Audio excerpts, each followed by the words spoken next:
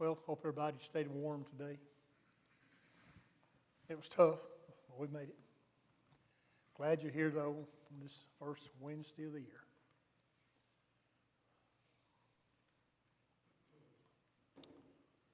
We'll begin a word of prayer, and Dick Deepin, would you lead some prayer, please?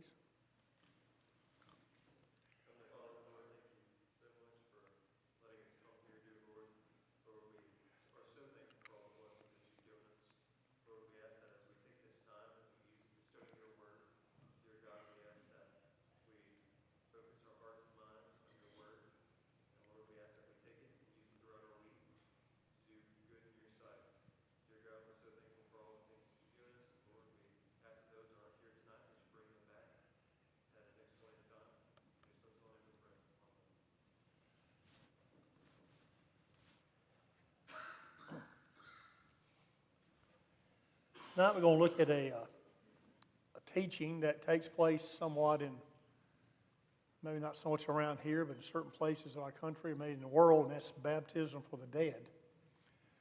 Maybe you heard of that before, and it's not something that's practiced everywhere, but it is practiced in certain places of our country. And you go back many years ago, during the, I might say the Bible years, New Testament times, there was a practice of it there as well. And we're going to look at that tonight and see, is that something that, is it scriptural? The Bible speaks of it. Does that make it right, though? Because, we find it in the Bible.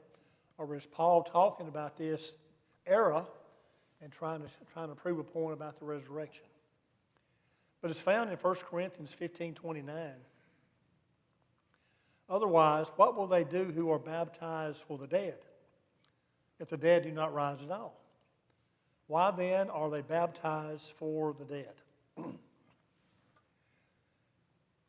Which particular church teaches this today in America? Which one do you think? The main one is the Mormons that would teach this. Now, there may be some others out there that do. And probably for the most part, it could be that some of the Mormons would deny it, but it's in their records so where at one time that they would do this. There's some Pentecostal churches that teach this. They call this more the apostolic group. You see that name on their signs sometimes. Apostolic meaning that somebody in that congregation, more likely the preacher, looks upon himself as being an apostle who has the ability to raise the dead and do miracles and things. So there's some that would, from that standpoint, would. But we have a lot of early church historians, and they talk about it. So we know that it was being practiced. And here's one. Ever how you go about pronouncing his name? He lived from 310 to 403. He said, and in these countries, I also heard of a tradition which said that when some of their people died too soon, without baptism, others would be baptized for them in their names, so that they would not be punished for rising unbaptized at the resurrection and become the subject of the authority that made the world. So this particular individual here, he speaks of how there were some that you could be baptized for the dead. Now I think meaning that, we'll see some in a minute, but meaning that you could go and be baptized in their place. Now, they're dead and they're probably buried, so you could go and you could be baptized on behalf of that individual. They died too soon. I just knew he was going to be baptized, but he died too quick. So I'm going to go ahead and be baptized for him. That may be the situation there. Another, John Chrysostom, 347 to 407 AD. He said that baptism for the dead was indeed practiced in some Orthodox Christian circles, is indicated by the decision of two late 4th century councils. The fourth canon of the Synod of Hippo, held 393, declares the Eucharist shall not be given to dead bodies, nor baptism conferred upon them. So here's the Eucharist, or what we would call the Lord's Supper. Don't give it to the dead. Don't give it to them. And also, don't baptize them. So apparently there were some that were practicing this. I don't know how you go about giving a dead person the Lord's Supper, but they attempted it somehow. Or baptism conferred upon them. And we'll see in a little bit, there, and maybe in some cases even, there were some dead people that were baptized while they were dead. You go to the funeral home while you're there, let's go ahead and baptize them while we got them in the funeral home. Something like that. So it happened. So there's two early church historians that speak of it. So we know it was being practiced to some degree early on. Now here's some other individuals, famous people. The Mormons have practiced baptism for the dead on. The Founding Fathers, the Declaration of Independence. All those who signed. Names on the bottom of that good document. Well, they've been baptized. Somebody has been baptized for them. All dead presidents. Christopher Columbus, Adolf Hitler, Joan of Arc, Joseph Stalin. The list goes on and on. But that's some famous individuals, we might say famous, that they wanted them saved. So they go and I'm going to be baptized on behalf of, Adolf Hitler. Well, why not just go into any graveyard and pick some names out, all the names out, and be baptized, every one of them, for each one of them in a graveyard? What would be the difference there? But since the 1990s, the Mormon Church has limited this to deceased family members. You couldn't just go out here and be baptized for anybody. It had to be somebody in your family. And you had to make sure you got the right genealogy. You don't want to be baptized for, we'll say, an Eddie Finch, and it'd be the wrong one. You had to go out here and look at your records, your historical records, and make sure you're baptized for that one particular person. And if you do this, they would remove your name from their church records if you're being baptized with the wrong person. So you got to be over the age of 12 to do this. You can't be a younger person going out here. And they also teach that the person you're being baptized for, that person may reject it. You've been baptized with that person. Well, you don't know if that person is going to accept it or not, but that person may reject it. The person may say, I don't want this. Why are you being baptized for me up there for? I don't want it. So there's a lot of different things that go about with this, what the Mormons practice. But it still takes place today, mainly among the Mormon church. Now here are some other possible explanations for it, where Paul mentions that in 1 Corinthians 15. Maybe a metaphor for martyrdom. There's so many that were martyred, and that may be baptism for the dead is a metaphor for that. For example, Mark 10:38. And Jesus said to them, you do not know what you ask. Are you able to drink that cup that I drink and be baptized with the baptism that I am baptized with? Christ meaning the persecution that he's going to go through. And he's asking these disciples or those who are following him, are you able to handle this?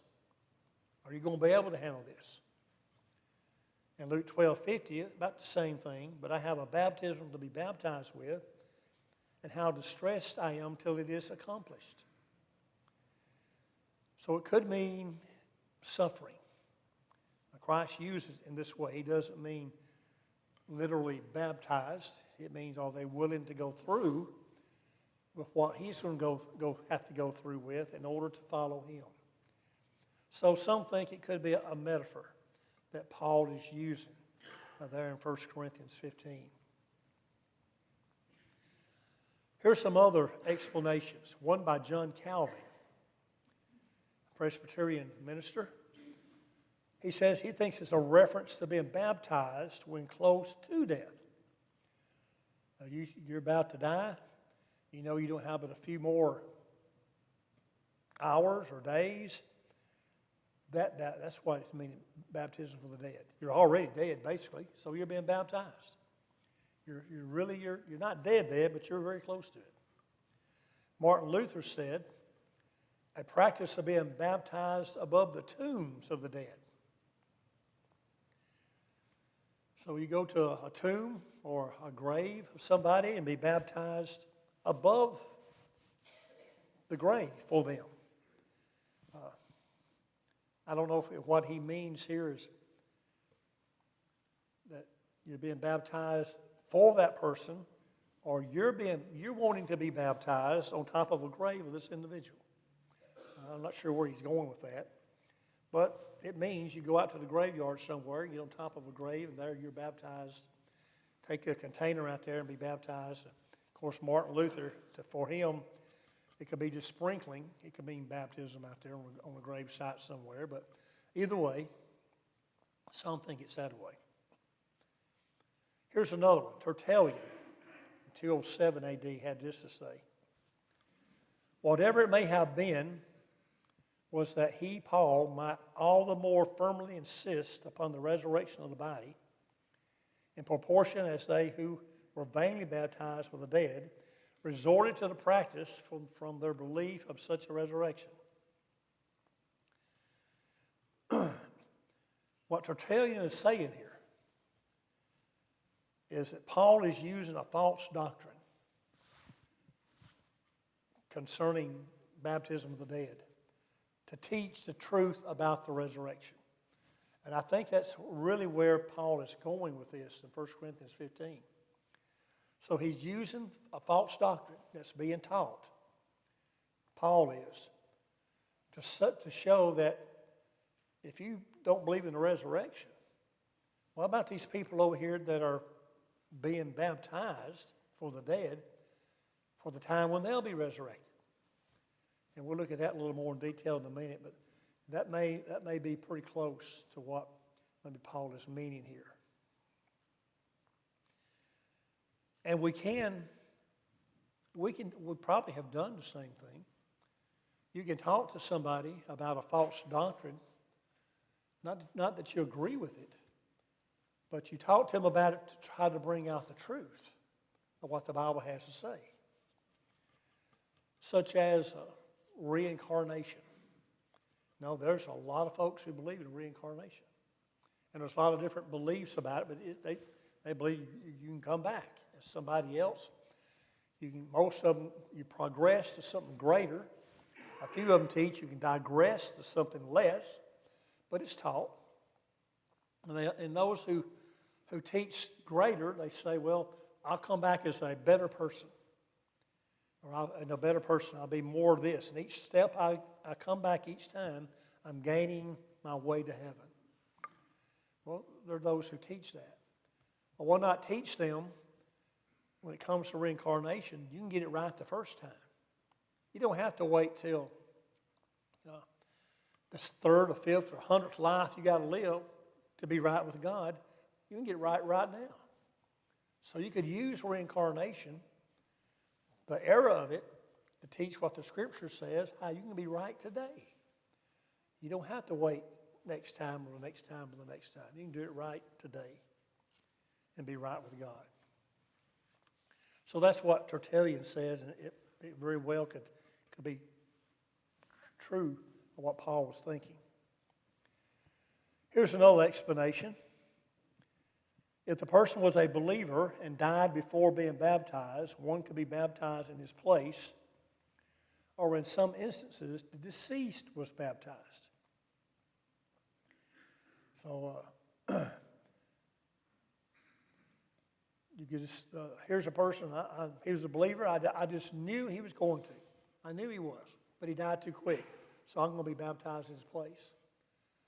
Or we might say, I just know he was going to be baptized, so let's go ahead and baptize the dead individual. Let's do it that way, and not take care of it. So that's some possible explanations there that some give to this. So back to 1 Corinthians 15:29. Otherwise, what will they do who are baptized for the dead if the dead do not rise at all? Why then are they baptized for the dead? Again, I think he's using a false doctrine to teach truth with. And we'll look again how we can use that in a moment. Now, I better understand verse 29. You got to back all the way up to verse 1 and see what Paul is doing here. In 1 Corinthians 15, 1 through 11, 1 Corinthians 15 is all about the resurrection. It's all about it.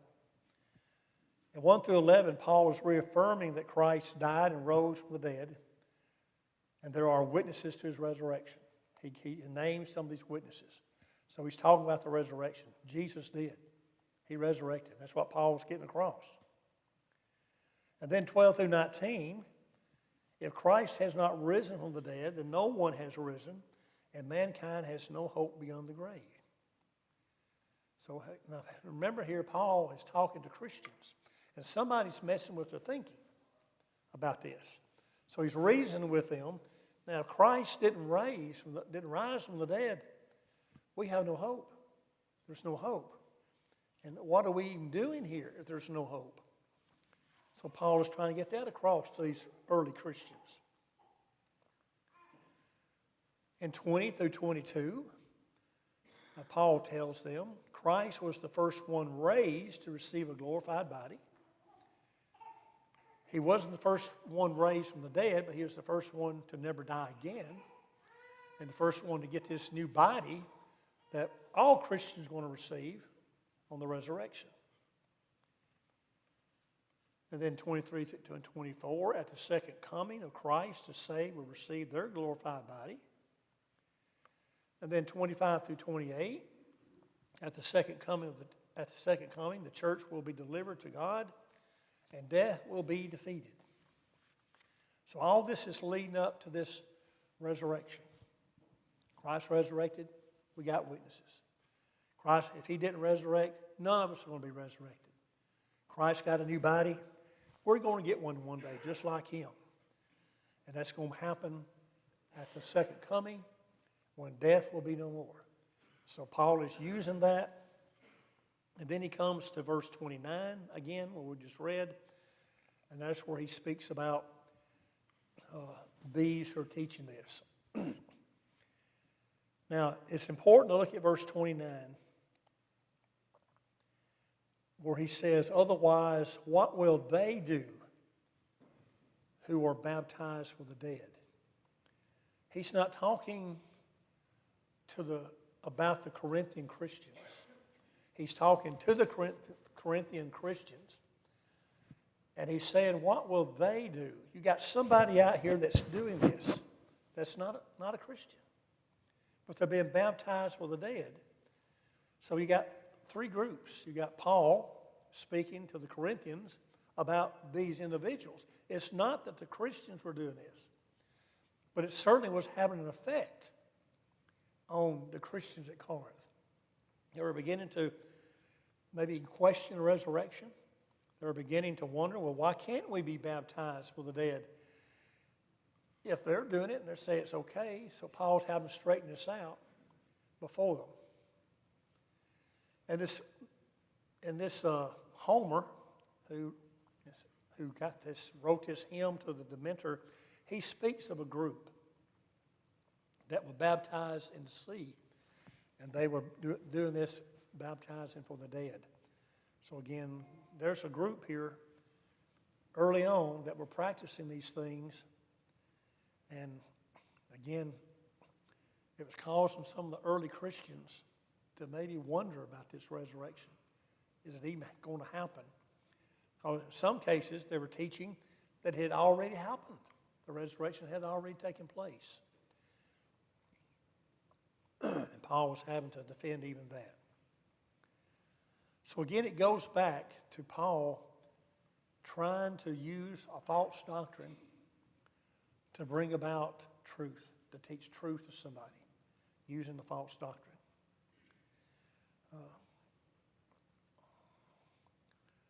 And this shows that, that in verse 29, these pagans, even some of these pagans believed in a resurrection, even though they weren't Christians, even though they didn't believe in the true God.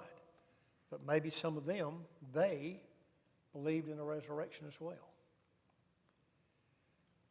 But it's a good thing to use error when it comes to teaching truth.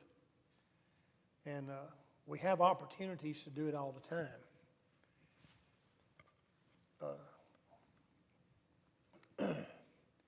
Next time you go to a funeral somewhere, and it's in a denominational church, start looking around there in the foyer somewhere, and you'll find tracts, much like we have in the front foyer here. Tracts on different topics. And if you see one concerning baptism, or what must I do to be saved, generally they all have those there. Pick them up and carry them home with you. And put them somewhere where you can remember where they at, and read them and study those and see why they're wrong. Because you may very well have an opportunity to study with one of those members there. Now let's say you talk about baptism, and they'll say, well, I was baptized for remission of sins. I was baptized for the right reason. And they go through all that. You're trying to show them what the Bible says, and I agree with you. But then you come back and you say, well, that's not what your church teaches. Oh, yeah, they do. No, it's not. How do you know that? Well, you pull out that tract. And probably that tract's going to have a stamp on it somewhat, showing it came from that particular group. And you can use that to show them where they are in error. How do you learn what is right in a place that teaches things that are not true? How do you do that? And I have used that. I have had success with it. And I've had no success with it. Some people just don't believe it. So I think that's what Paul is doing here. Trying to use this false doctrine to show the importance of the resurrection. And look what Paul says to Titus and how things were being carried on at this time. Titus 1, 10 through 12. For there are many insubordinate, both idle talkers and deceivers, especially those of the circumcision, whose mouths must be stopped, who subvert whole households, teaching things which they ought not, for the sake of dishonest gain. One of them, a prophet of their own, said, Cretans are always liars, evil beasts, and lazy gluttons. So Paul here is warning Titus, warning Titus about these individuals who would do all this false teaching. And in doing so, he's telling Titus, you be ready for them and be ready to give an answer to what is taking place here. Because they need to be stopped. Because they're going to cause many to believe things that are not promoted or taught here by the apostles or the church as a whole during this time.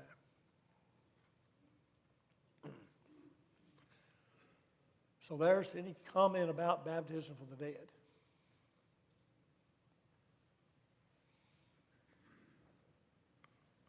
Was it taught during the Bible times?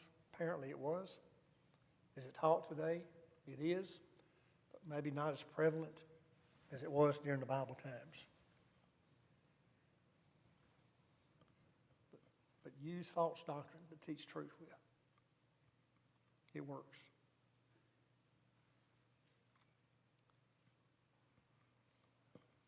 Anything else? Anything tonight?